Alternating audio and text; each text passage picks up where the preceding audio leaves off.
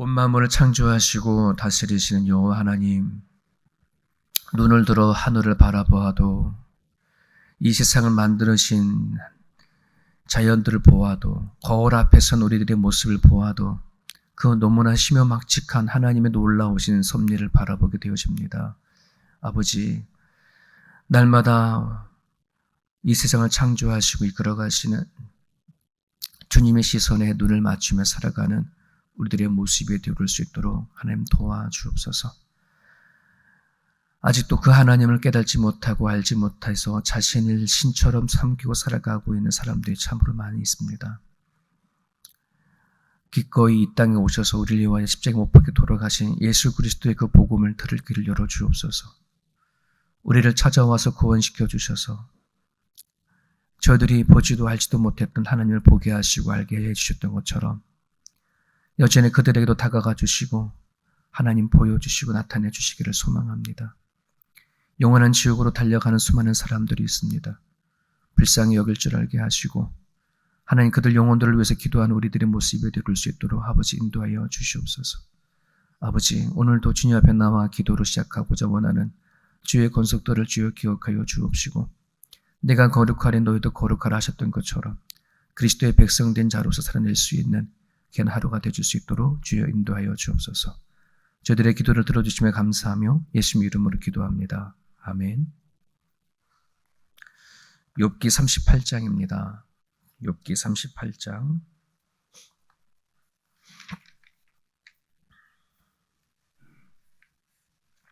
1절부터 18절까지 기나긴 그 변론이 마쳤어요. 그래서 욥의 친구들과 욥이 37장까지 긴 시간 동안 변론을 하다가 드디어 하나님이 나타나십니다. 우리 1절부터 18절까지 같이 읽습니다. 그때에 여호와께서 폭풍우 가운데에서 욥에게 말씀하여 이르시되 무지한 말로 생각을 어둡게 하는 자가 누구냐? 너는 대장부처럼 허리를 묶고 내가 내게 묻는 것을 대답할지니라. 내가 땅에 기초를 놓을 때에 너가 어디 있었느냐? 너가 깨달아 알았거든 말할지니라. 누가 그것의 도량법을 정하였는지 누가 그 줄을 그것의 위에 띄웠는지 너가 아느냐? 그것의 주추는 무엇을 위해 세웠으며 그 모퉁이 돌을 누가 놓았느냐? 그때의 새벽 별들이 기뻐 노래하며 하나님의 아들들이 다 기뻐 소리를 질렀느니라. 바다가 그 모태에서 터져 나올 때에 문으로 그것을 가둔 자가 누구냐? 그때에 내가 구름으로 그 옷을 만들고 흑암으로 그 강보를 만들고 한계를 정하여 문빗장을 지르고 이르기를 내가 여기까지 오고 더 넘어가지 못하리니 네 높은 파도가 여기서 그칠지니라 하였노라. 너가 너의 날에 아침에게 명령하였느냐? 새벽에게 그 자리를 일러주었느냐? 그것으로 땅끝을 붙잡고 악한 자들을 그 땅에서 떨쳐버린 일이 있었느냐? 땅이 변하여 진흙에 인친 것 같이 되었고 그들은 옷같이 나타나되 악인에게는 그 빛이 차단되고 그들이 높이 든 발이 꺾이느니라. 너가 바다의 샘에 들어갔었느냐? 깊은 물 밑으로 걸어 다녀 보았느냐? 사망의 문이 내게 나타났느냐? 사망의 그늘진 문을 너가 보았느냐? 이 땅의 너비를 너가 측량할 수 있느냐? 너가 그 모든 것을 다 알거든 말할지니라. 아멘. 18절까지만 읽었습니다. 38장을 묵상하고 말씀을 준비하면서 옆에 있는 아내에게 그랬어요. 여보, 드디어 하나님의 38장에 나타나셨다. 이렇게 말하고 나니까 마음이 울컥하는 거예요. 먼저 욥의 하나님, 또 우리의 하나님은 살아계신 하나님이라는 겁니다. 죽은 하나님이 아니라 살아계신 하나님 앞에 막연하게 어디인가 존재하는 하나님 앞에 우리가 예배하는 게 아니라 자꾸 구하는 자에게 나타내신 하나님, 이게 얼마나 감사한지. 여러분, 이 아침에 새벽에 단잠을 깨고 나오는 여러분들, 정말 하나님이 우리 가운데 나타나지 않았다면 우리가 이 자리에 올 수 있었을까 싶습니다. 각자가 하나님이 나타내심과 그 이끄심을 보고 듣고 깨달고 알았기 때문에 이 자리를 지키는 거 아니겠습니까? 그것만으로도 얼마나 큰 은혜인가 싶습니다. 또 하나는 그동안 욥과 친구들이 변론을 하는데 하나님이 그거 다 듣고 계셨구나. 1장부터 37장까지 하나님 다 아시고 계시구나. 이 하나님 한번 나타나심이 하나님이 다 듣고 계셨다는 것을 드러내니까 너무나 울컥하는 거예요. 내 인생, 우리가 인생을 살면서 그러잖아요. 내 인생 내가 알지 누가 알아. 몸을 비비고 살아가는 내 남편, 내 아내 나를 얼마나 많이 알까. 결국 하나님이 내 인생을 아는 거고 나만이 아는구나. 이런 생각을 좀 해보게 되줘요.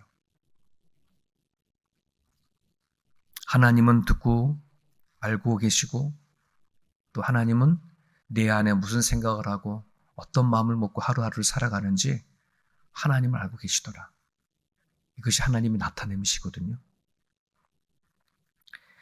오늘도 그래 여러분들이 주님 앞에 나왔습니다. 살아계신 하나님 앞에 나왔고 또 우리의 모든 것을 보시고 듣고 계시는 하나님 앞에 나왔다는 사실을 잊지 아니하시고 기도하신다면 아마 우리들의 기도는 좀 더 힘이 있지 않을까, 더 깊이 있는 기도가 되지 않을까 이런 생각을 해보게 됩니다.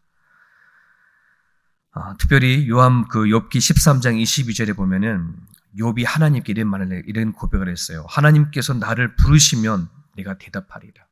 이거를 몇 번 고백해요. 너무나 힘들다 보니까 하나님, 내가 하나님을 부르면 하나님 내게 대답 좀 해주십시오.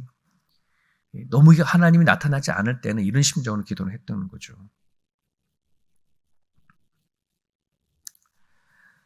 근데 하나님이 대답을 하시는 거예요. 나타나셔서.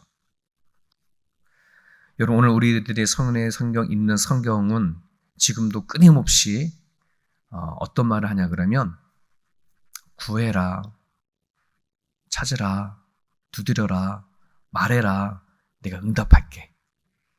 이게 성경이 곳곳에 우리들에게 선포하는 메시지예요.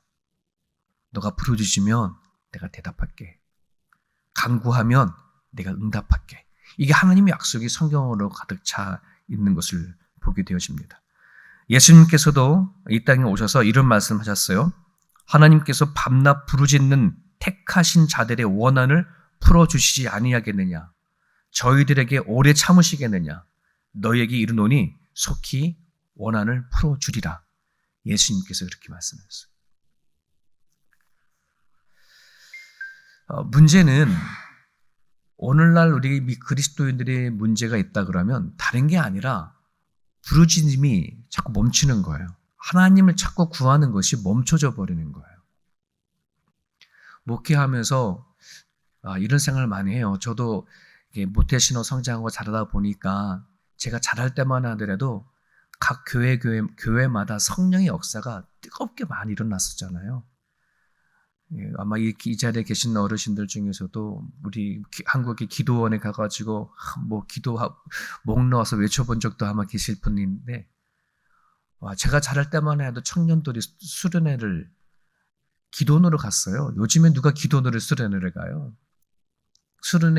기도원으로 수련회를 가면 하루에 5번 예배드려요. 새벽부터 시작해서. 그걸 3박 4일 하고 내려오거든요. 요즘 젊은 애들 그렇게 한번 데리고 간다면 교회 다 떠날걸요? 그럴 때에 성령의 역사가 우리는 정말 많이 일어나는 거 보고 자랐잖아요. 사람들은 요즘에 그렇죠. 왜 지금은 성령의 역사가 안 일어나느냐? 안 일어나는 게 아니고요. 안 불러서 그래요. 안 찾아요. 안 구해요. 안 기도하죠. 그러다 보니 성령 하나님은 역사하지 않는 거예요. 성령 시대는 지나간 것이 아니라 지금도 여전히 성령 하나님은 당신을 찾고 구하고 질문을 던지고 인생이 뭐냐, 하늘을 향해서 고민을 하고 고뇌하고 힘겨워하는 그 사람들은 찾아가죠. 지금도 찾아가십니다. 하나님의 약속을 우리가 꼭 기억하시고, 아직도 하나님을 만나지 못한 주변의 사람들이 있거든. 같이 기도해 나갈 수 있는 저와 여러의 모습이 됐으면 좋겠습니다. 자, 그런데 그 하나님이 등장하시는데 1절에 보면 그때의 여호와께서 폭풍우 가운데에 욥에게 나타나셔요. 그냥 조용히 나타나시면 좋겠는데 왜 이걸 기록했을까? 왜 폭풍우 가운데 임했을까? 여러분, 구약시대 때에는요, 하나님이 나타나시면요, 두려운 상황인 거예요. 구약시대 때에 하나님 나타났다? 그럼 죽었구나. 이제 이런 거예요. 두려움의 하나님이에요. 공포의 하나님이에요. 그 하나님이 등장했을 때 얼마나 무서웠으면 제발 하나님 나한테서 사라져 주십시오 할 정도로인 거거든요. 이 우주 만물을 창조하시고 우리 인간을 지으신 만드신 하나님이 죄가 가득한 우리 앞에 나타난다는 것은 마치 불 앞에 있는 종이 조각과 같은 거거든요. 타서 사라져 버리고 소멸을 될 수밖에 없는 그런 존재인데 얼마나 두렵겠어요.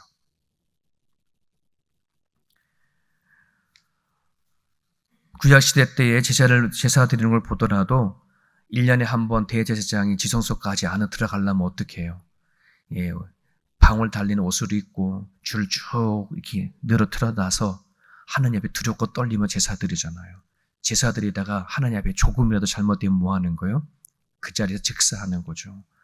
방울 소리가 들리느냐 안 들리냐에 따라서 지성소에 있는 대제사장이 살았냐 죽었냐를 검사하는 거잖아요. 그만큼 하나님 앞에 나간다는 것, 하나님이 등장한다는 것 너무나 뭐 하냐면 두려운 거예요. 무서운 거예요. 자, 그런데 오늘 3절에 보면 뭐라 그러냐면 너는 대장부처럼 허리를 묶어라 이런 말씀이 있죠.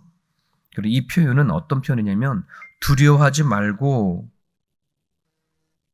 전쟁터에 나가는 용사처럼 네 앞에 서서 내가 질문하는 것에 대답해라 이런 말이거든요.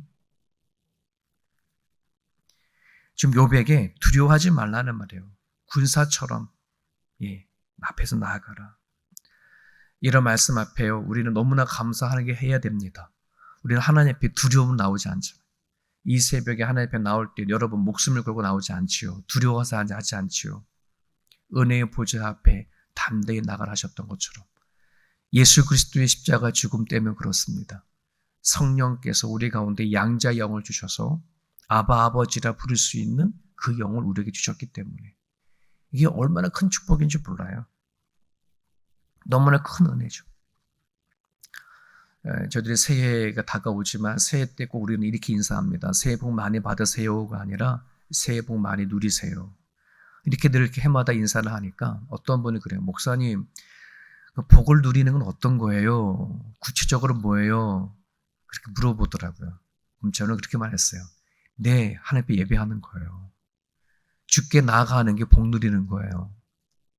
네. 우리가 어떻게 하나님 앞에 나갈 수가 있게 되어졌습니까? 그 어떤 거리낌도 없이 제사 같은 방법도 아니라 그저 내가 어떤 자리에 있든지 하나님이라고 부르기만 하면 하나님 뭐 하겠다는 거 듣는다는 거잖아요. 네, 하나님은 만나려고 하면 주의 보좌 앞에 나가는 거 그냥 그 자리에서 하나님 하고 기도하면 찾으면 뭐 하는 거예요? 하나님 만나 주시겠다는 거잖아요. 이건 상상할 수 없는 축복이에요. 구약시대 때에는 이해할 수도 없는 거죠. 오늘 하루를 말씀으로 시작하는 그 자체가 복을 누린다는 사실을 기억하셨으면 좋겠습니다. 누가 하루를 하나님과 동행하며 살겠습니까? 이 자체가 복입니다. 자, 오늘 말씀을 보면 또 하나 의문이 생겨요. 폭풍우 가운데 욥에게 말씀하시잖아요. 저는 욥에게 나타나기 전에 욥의 친구들에게 좀 나타났으면 좋겠다. 이런 생각을 했어요. 그동안 37장까지 얼마나 욥을 괴롭혔어요. 그죠? 그러면 하나님이 욥의 친구들이 나타나가지고서는 벼락 같은 소리로 야 이놈 자식아, 네가 나를 뭘 어떻게 안다고 지금 그렇게 내 욥 사랑하는 욥을 괴롭히냐. 한번 욥의 편에 가지고 야단을 쳤으면 속이 다 시원하겠다 할 정도로 왜 이 친구들에게 먼저 나타나지 않았을까. 그러면서 왜 내 욥을 괴롭혀서 니들이 얼마나 많이 안다고, 내가 너희들 질문할 테니 너희들 한번 대답해 볼래? 막 이런 식으로 한 번이라도 다그쳤으면 얼마나 좋을까. 이런 생각을 좀 했어요. 그래서 과연 그런 장면이 있는지를 또 한번 막 뒷장까지 가봤더니 그런 장면은 거의 없어요. 마지막 장 가가지고 하나님은 욥의 친구들에게 노하시면서 너희들 내가 다 안다. 너 가가지고 번제나 드려라. 그 한마디로 끝나요. 나머지는 다 욥에게 말하는 거예요. 오늘 이 말씀 묵상하면서 왜 하나님은 욥의 친구들에게 나타나지 않았을까 먼저. 왜 욥에게 나타나셔서 뒷장 마지막 장까지 갈 때까지 욥에게 질문을 던지고 하나님이 하신 일들을 계속해서 얘기를 하시는 걸까? 이게 욥과 그의 친구들이 하나님을 대하는 것 차이구나 이런 생각을 하게 됩니다.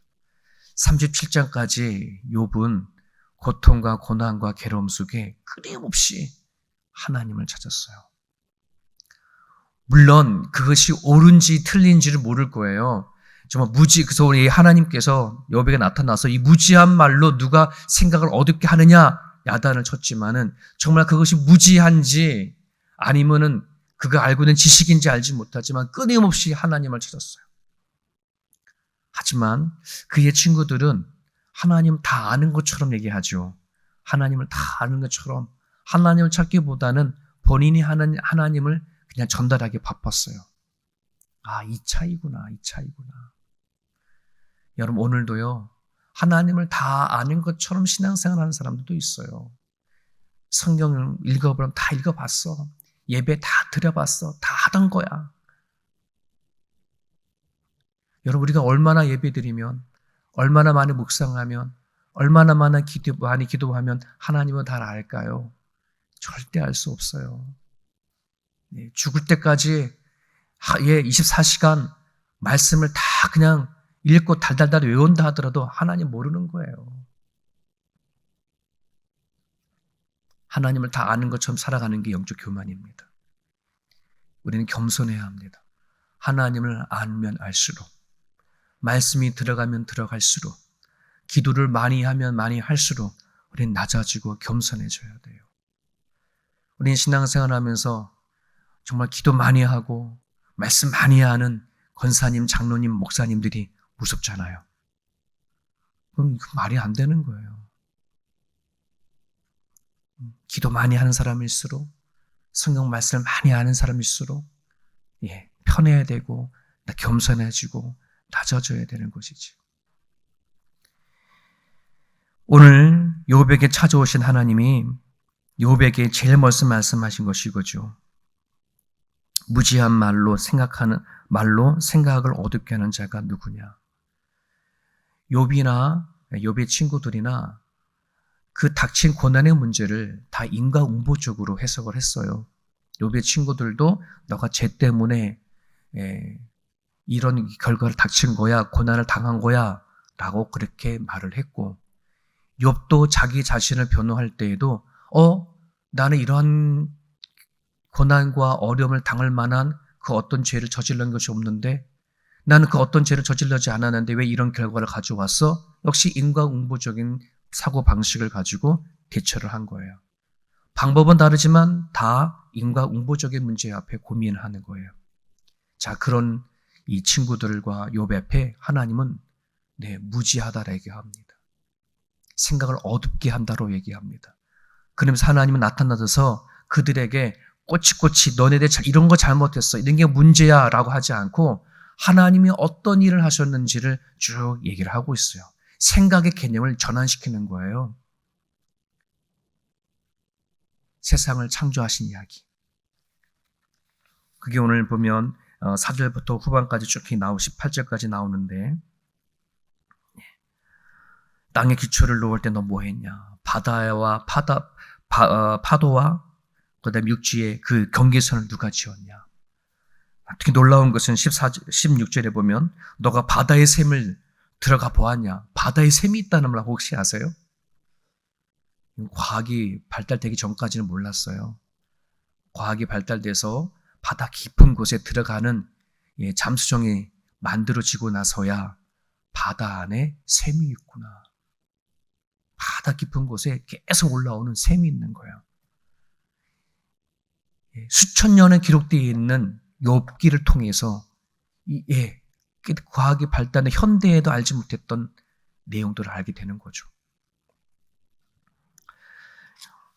하나님은 욥에게 또 그 친구들에게 문제보다 더 큰 일을 하시는 하나님을 드러내십니다. 욥의 시선과 욥의 생각을 넓혀 가시는 것을 우리는 보게 되어집니다. 하나님을 만나기 전에는 우리 모든 것이 다 커 보입니다. 세상 살아가는 거, 닥쳐온 일들, 고민들, 아픔들 다 커 보여요. 그래서 우리는 염려와 근심과 걱정을 완전히 거기 자유할 사람들이 거의 없잖아요. 그런데 하나님을 만나면 하나님의 시선으로, 하나님의 그 큰 생각으로 이 모든 부분들을 볼 수 있어요. 그래서 아무것도 걱정하지 말고 염려하지 말라잖아요. 모든 지각에 뛰어난 그리스도의 평강이 너의 마음과 생각을 지켜주신다고 하시잖아요. 여러분, 하나님을 만나야 합니다. 만나지 않으면 내 살아가는 게 다 커 보여요. 하나님 앞에 나오면서도 걱정하고, 하나님을 믿으면서도 한탄하고, 하나님을 믿으면서도 원망을 살아갈 수 있는데 그건 하나님보다 자꾸 문제를 보기 때문에 그렇습니다. 오늘 우리들의 기도 제목은 이겁니다. 하나님, 주님을 만나지 못해서 무지함 속에 살지 않게 달라고 여러분 기도했으면 좋겠습니다. 42장에 가면 욥이 그걸 인정하죠. 내가 무지했습니다. 내가 어리석었습니다. 깨닫지 못했습니다. 이제야 내가 하나님을 바라봅니다. 그런 고백을 하잖아요. 오늘 주신 말씀을 붙잡으셔서요. 하나님, 오늘 무지함 속에 있는 수많은 문제와 걱정과 염려들을 하나님 안에 깨닫게 해달라고, 그것들은 모든 것이 문제와 아픔이 아니라 하나님을 만나는 도구가 되게 해달라고, 기회가 되게 해달라고 이 아침에 기도했으면 좋겠고요. 하나님을 찾고 구하고 두드리는 것이 복인 만큼 여전히 우리는 하나님 앞에 나서갈 수 있는 그런 겸손한 마음을 달라고 이 아침에 기도해 주시면 좋겠습니다. 주신 말씀 붙잡고 자유롭게 기도하시다가 돌아가시길 바랍니다.